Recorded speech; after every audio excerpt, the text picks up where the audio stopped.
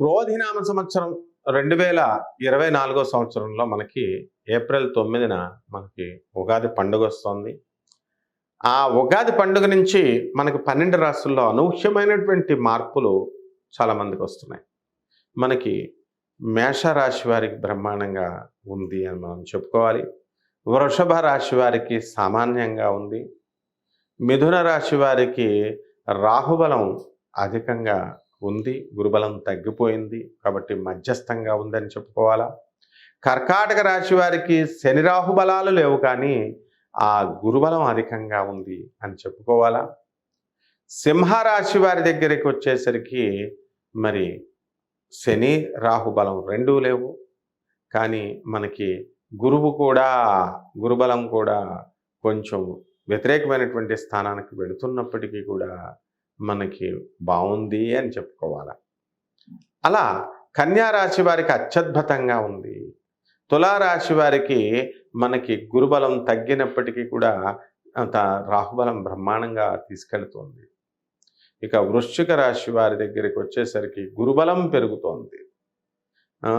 మరి ఈ యొక్క శని బలం అలాగే ఉందన్నమాట, యావరేజ్గా ఉంది.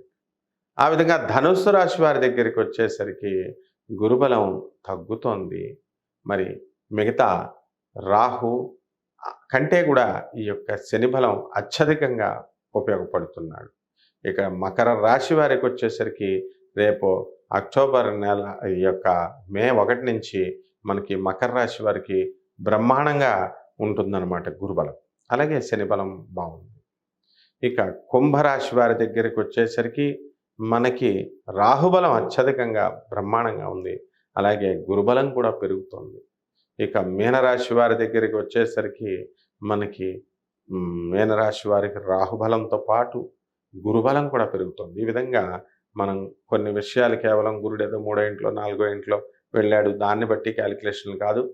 అవి రజతమూర్తుల, సువర్ణమూర్తుల, లోహమూర్తుల, మళ్ళీ ఇలాంటివి అనేకమైనటువంటి ఫ్యాక్టర్స్ను మనం కన్సిడర్ చేసి ఏ రాశులు బాగున్నాయి, ఏ రాశులు బాగాలేదు, ఏ రాశులు మధ్యస్థంగా ఉన్నాయి, ఏ రాశులు అధమంగా ఉన్నాయి అనేటటువంటివి నిర్దేశించడం జరుగుతుంది.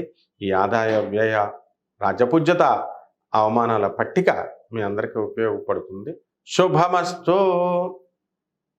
ఛానల్లో ఈ రాశి ఫలితాలు ఎవరైతే చూస్తున్నారో అటువంటి వాళ్ళంతా కూడా ఈ ఛానల్ సబ్స్క్రైబ్ చేసుకోండి, లైక్ చేయండి, షేర్ చేయండి, కామెంట్ చేయండి. మీ అభిప్రాయాల్ని కాన్స్ట్రక్టివ్ కామెంట్స్ ఉండాలి. ఈ విధంగా ఈ నెక్స్ట్ వీడియోస్ కోసం మీకు ఈజీగా ఏ కష్టం లేకుండా తెలియాలంటే సబ్స్క్రైబ్ చేసుకొని బెల్ ఐకాన్ని మ్రోగించండి. బ్రహ్మాండంగా ఉంటుంది.